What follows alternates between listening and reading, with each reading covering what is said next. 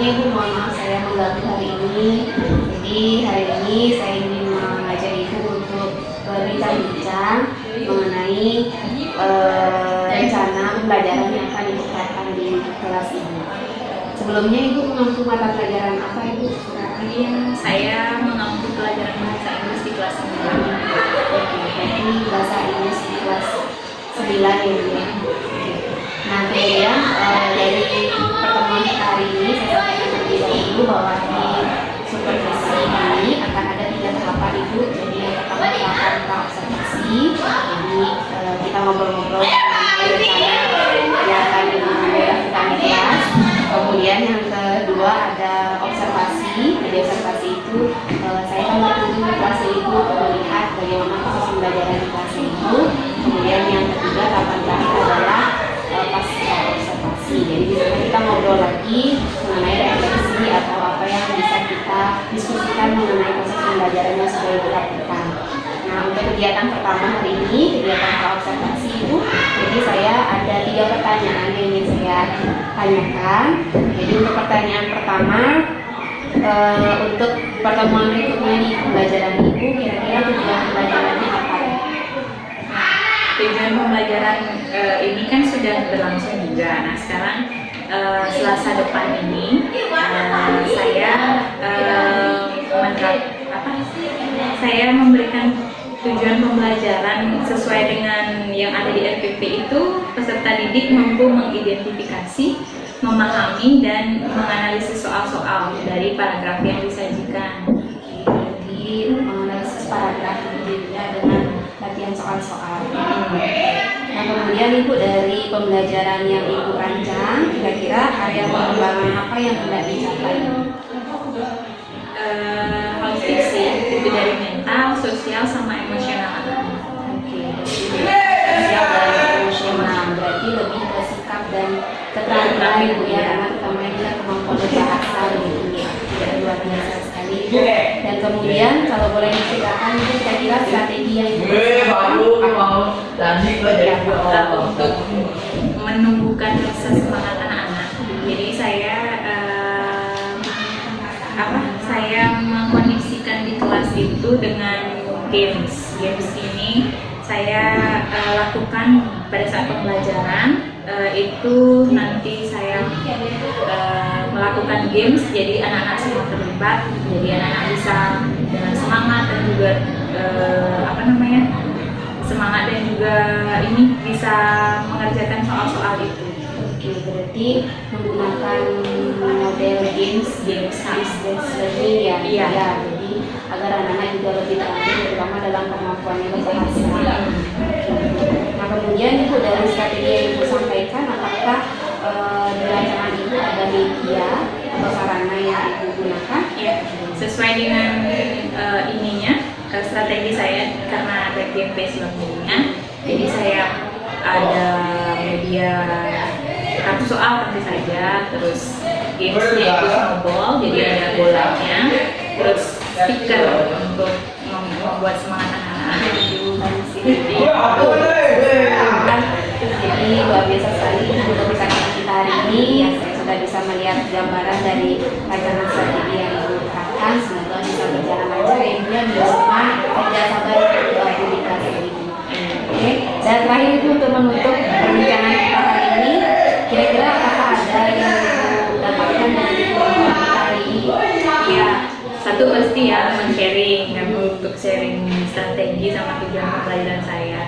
Yang kedua, dengan sharing ini saya jadi lebih fokus tahu tentang tujuan pembelajaran saya, terus strategi sama area perkembangan apa yang nanti saya mau kembangkan dari program. Luar biasa sekali. Baiklah kalau begitu Ibu, terima kasih atas waktunya. Mohon maaf sekali lagi saya mengganggu membaca Islam. Saya nggak sabar sekali lagi Ibu klarifikasi ini ya. Terima kasih. Iya, sama-sama.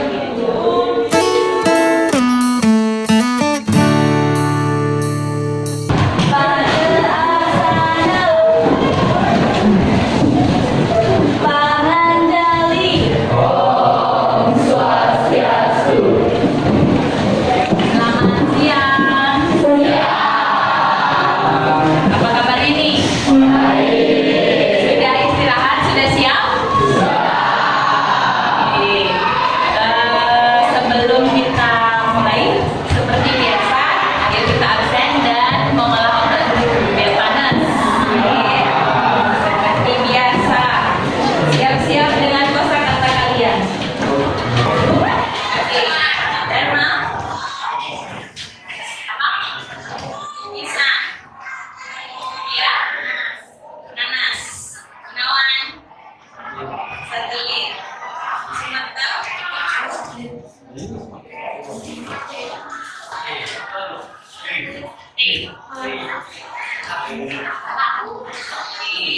Setelah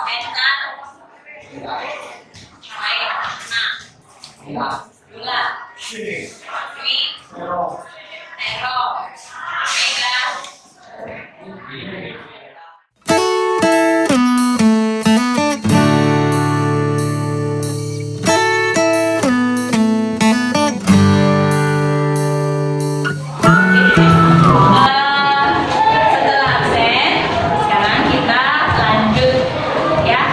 Kemarin kita sudah membahas diskusikan soal sampai nomor 13. Sampai nomor 13. Sekarang coba lanjut lagi Sen. Lanjut dari nomor 14. Ya. Nah, sebelum lanjut seperti biasa, ayo duduk dengan kelompoknya membentuk isyarat. Ya sudah.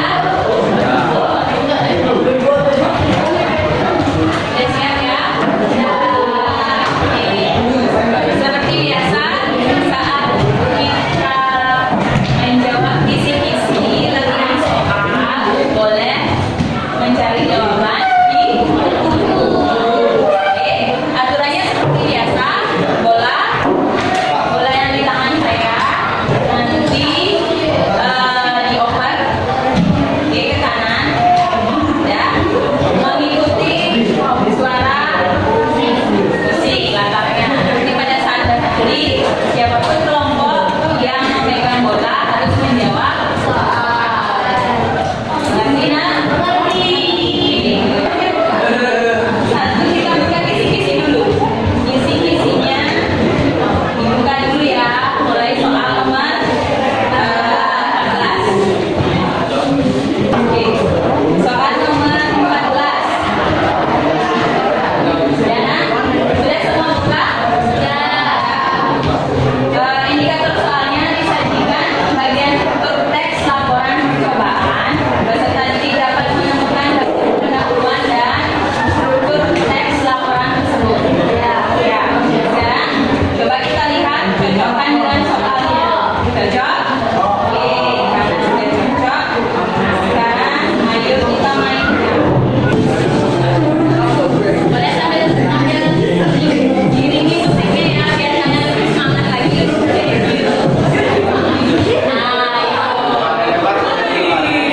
Oke, 14. Baca saya satu, habis itu dijawab. Listrik merupakan salah satu dari sekian banyak energi yang para digunakan di masa yang akan datang.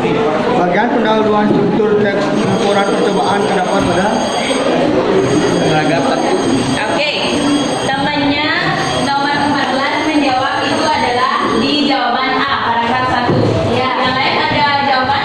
Yang lain tidak ada? Oke. Berarti bagian paragrafnya ada di A. Wow. Ya. Lanjut untuk soal 15.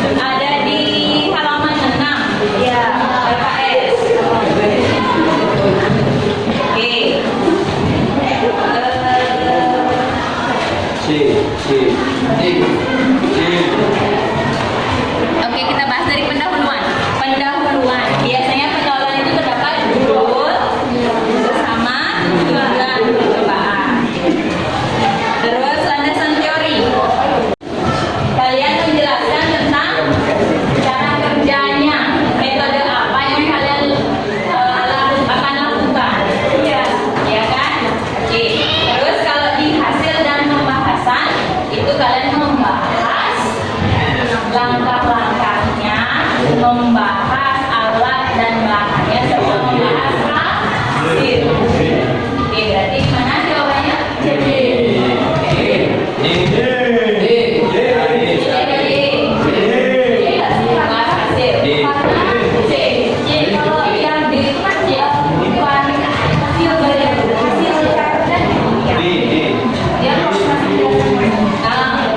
Ini pertanyaannya diulang sekali lagi. Bagian alat dan bahan serta cara kerja. Dalam teks laporan percobaan termasuk struktur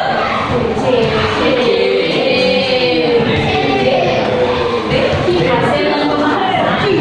Hasil dan pembahasan. Hasil dan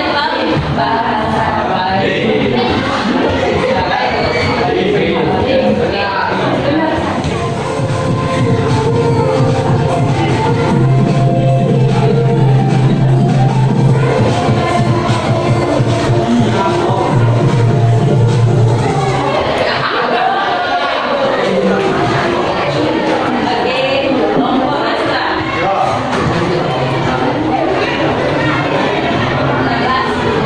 Perhatikan naskah buku berikut dengan seksama. Penerbit Erlangga, Tempat Terbit Jakarta, menerbitkan buku berjudul Mahir Berbahasa Indonesia, ditulis para wali MPD, Mahmono, MPD, dan TS Mahmuki, MPD. Buku tersebut diterbitkan tahun 2016. Penulis daftar kata yang tepat sesuai dengan program tersebut adalah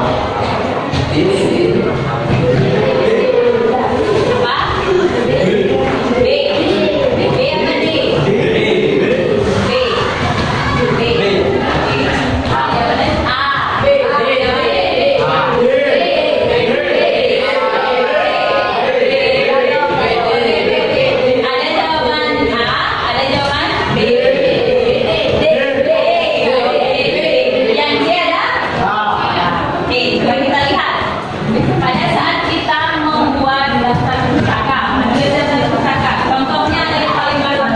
Perhatikan, ini di halaman 127 coba kalian lihat contoh nyatanya. Ini paling belakang. Satu.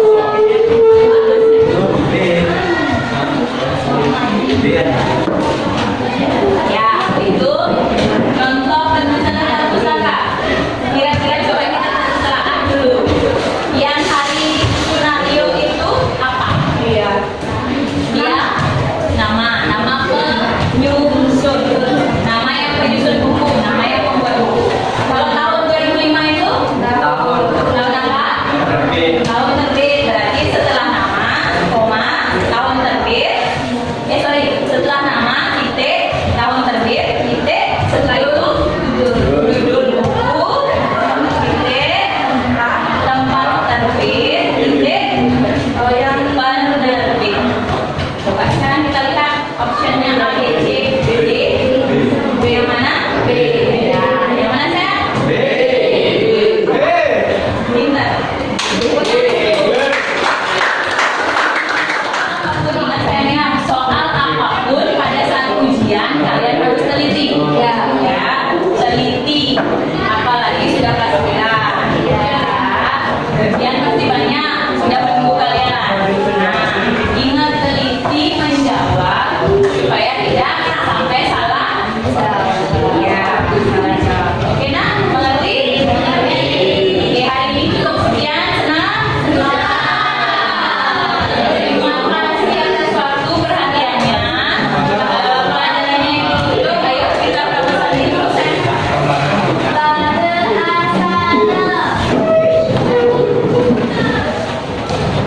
Pramusanti.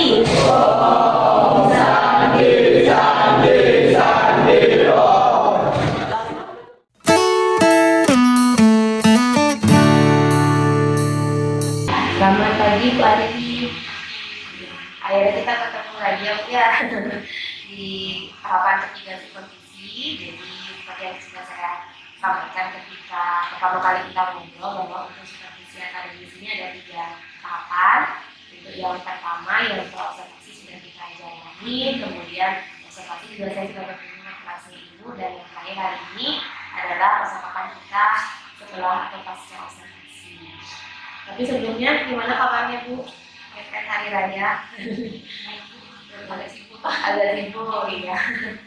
Iya, jadi untuk pasca supervisi ada beberapa pertanyaan yang ingin saya tanyakan kepada Ibu. Tapi sebelumnya saya sampaikan lagi bahwa saat observasi, kalau tidak salah Ibu mengajar di kelas 9K ya Kak Ibu ya. Kemudian ada games learning. Apa nama gamesnya tadi? Waktu itu snowboard. Kalau boleh diceritakan kembali, kira-kira saat itu tujuan pembelajarannya apa? Idealnya anak-anak itu bisa menganalisis sisi mereka. Tapi di sini saya sambil melatih kemampuan anak menjawab soal. Jadi biar tidak bosan menjawab soal, jadi ya saya kemas dalam bentuk game. Jadi untuk tujuannya itu menganalisis isi para ya dengan cara bermain game saat itu. Kemudian gimana perasaannya Ibu saat menerapkan strategi itu di kelas itu? Senang pastinya, tapi awalnya ya ragunya kenapa? Karena saya melihat anak-anak itu bisa mereka menganalisis soal, menganalisis isi paragraf, terus mengkaitkan dengan soal, dengan materi yang sudah saya berikan sama mereka. Tapi selama pelaksanaan pasti senang karena anak-anak kan ikut juga. Ya, semua aktif bermain, ikut menjawab soal.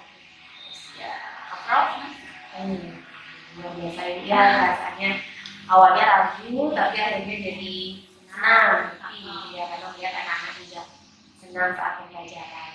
Nah, kemudian Ibu, kalau boleh diceritain kembali area pengembangan pembelajaran yang Ibu lakukan saat itu apa itu? Pertama pasti akademiknya, terus anak-anak bisa tidak, terus juga sosial, sikapnya, terus ya kemampuan anak-anak untuk menjawab soal. Jadi dari akademik, terutama dari kontribusi mereka bisa menjawab atau tidak, kemudian dari sikap. Kemudian bisa diceritakan lagi Bu, kira-kira strategi yang saat itu atau gimana sih kondisi kelasnya saat itu?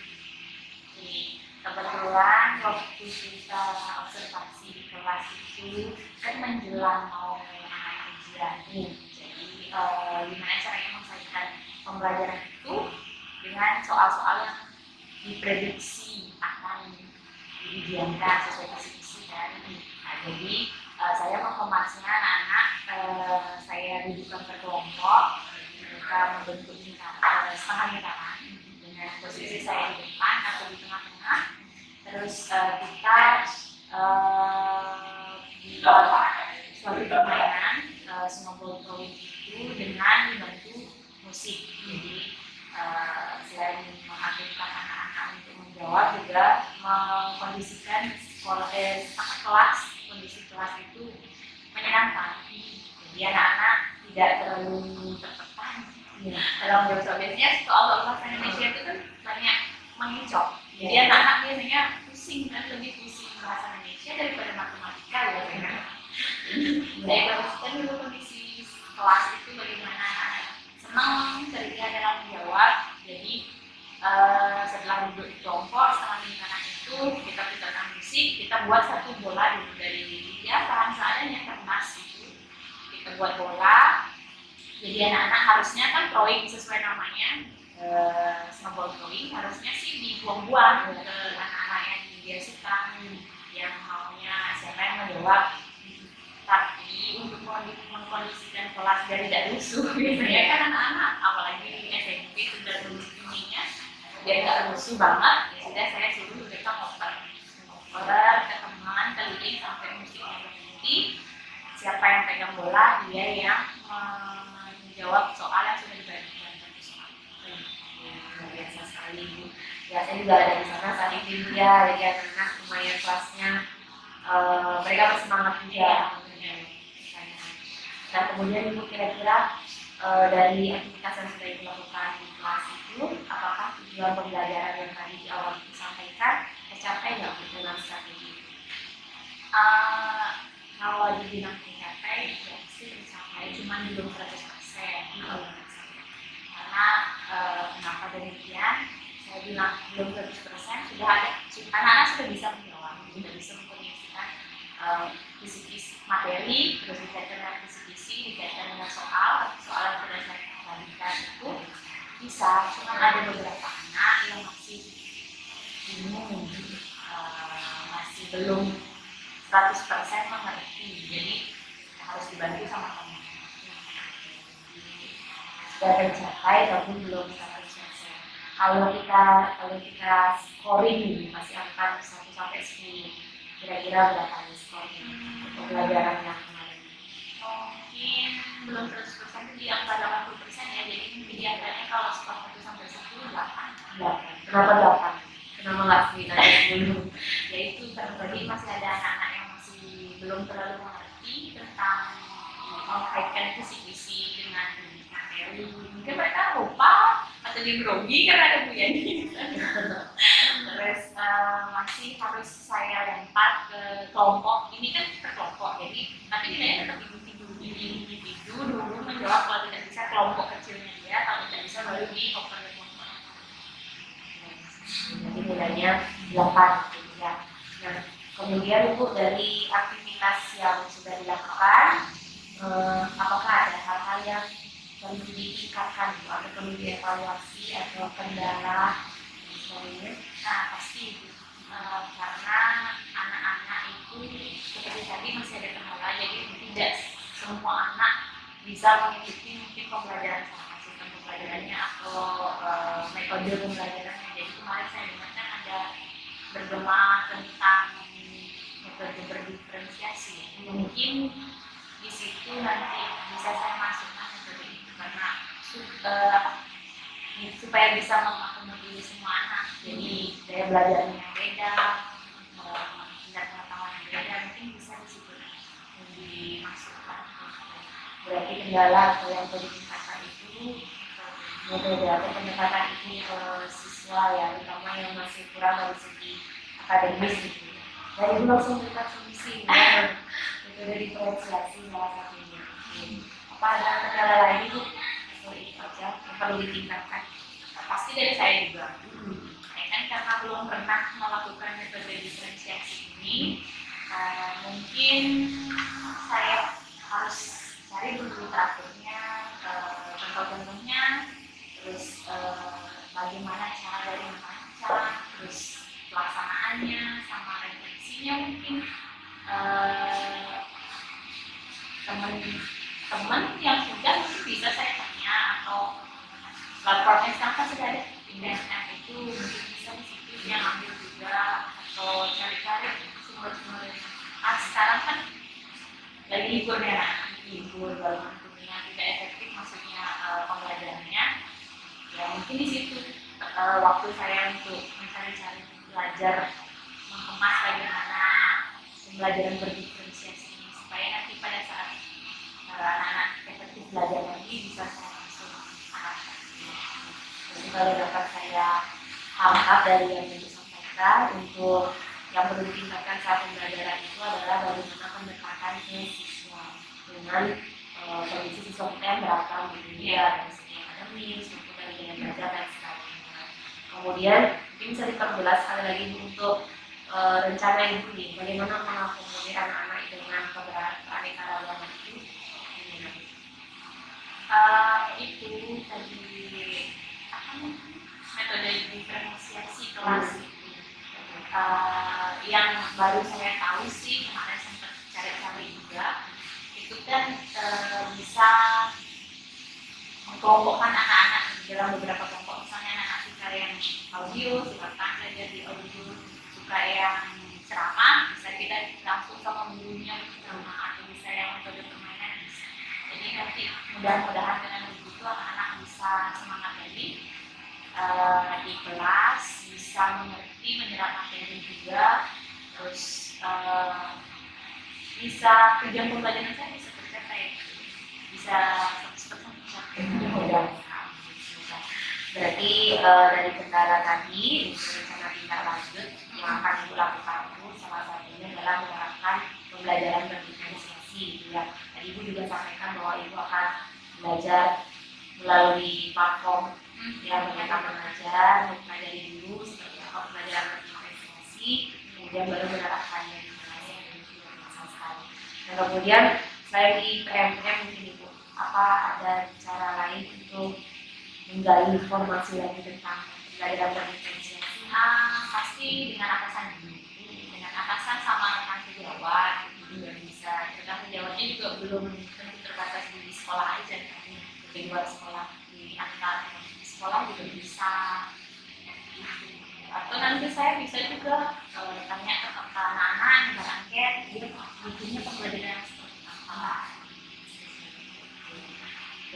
Berarti selain pelatihan mandiri, ada diskusi atau ngobrol yang dia dengan rekan sejawat, yang sudah pernah ya menerapkan pembelajaran berdiferensiasi. Kemudian tidak lupa juga meminta pendapat dari siswa gitu ya, seperti apa pembelajaran yang mereka inginkan, terutama untuk bahasa gitu ya, karena tadi disampaikan lebih susah dari matematika. Oke. Benar, saya pada saat saya lihat soal itu berpikir dulu. Iya. Kalimatnya panjang-panjang Ya, saya kalimatnya panjang, paragrafnya juga panjang, apalagi tahu sekarang tidak dikasih anak-anak bagaimana, belum melihat saja mereka sudah aduh, belum apa-apa sudah aduh, baru lihat aja aduh, gitu kan. Latihan yang anak kita kuis aduh, gitu. Jadi gimana caranya meningkatkan minat anak-anak ini, karena intinya bahasa pasti membaca.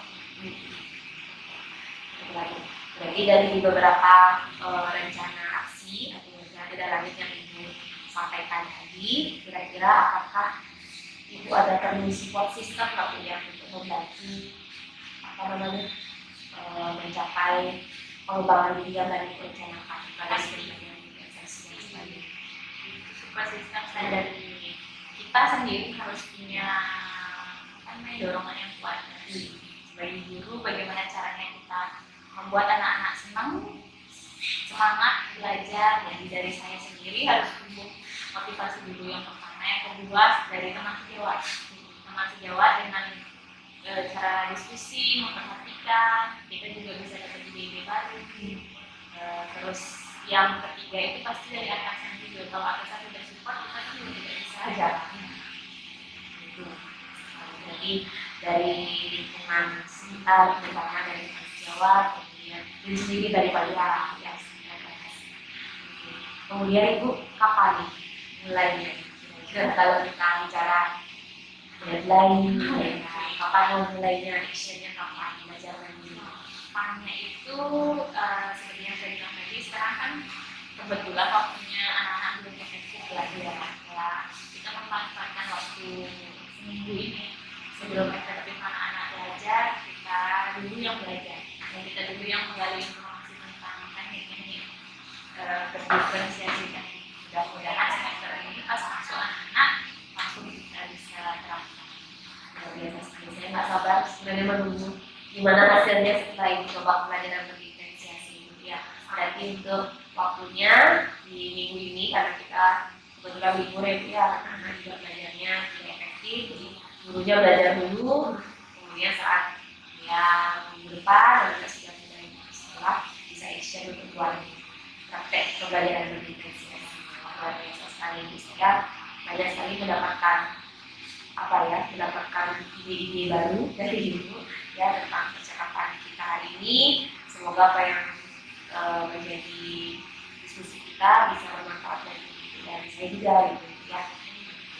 Dan terakhir dari obrolan kita hari ini, kira-kira apa yang Ibu dapatkan? Yang pertama pasti dari tahap pra-observasi sama observasi itu saya bisa tahu kelemahan saya dalam mengajar di kelas atau beberapa yang saya lakukan di kelas itu. Kelemahannya pasti saya bisa kan bercermin dari kita waktu pada saat pra-observasi sama observasi. Nah, pada saat sekarang pasca pasca observasi itu kita bisa sharing seperti ini, jadi menemukan ide, menemukan solusi dari permasalahan yang lebih banyak membantu saya kalau ada ya, jadi demikian ya untuk percakapan kita hari ini. Sekali lagi saya senang sekali dapat kesempatan untuk bisa bahasanya untuk supervisi budaya bisa ngobrol-ngobrol dengan ibu terkait dengan pembelajaran. Semoga sekali lagi apa yang kita bicarakan, apa yang menjadi planningnya ibu ke depannya bisa terlaksana dan kita tadi disampaikan tujuan pembelajarannya 100% gitu ya. Semoga 100% ya. Jadi ini terima kasih banyak ya.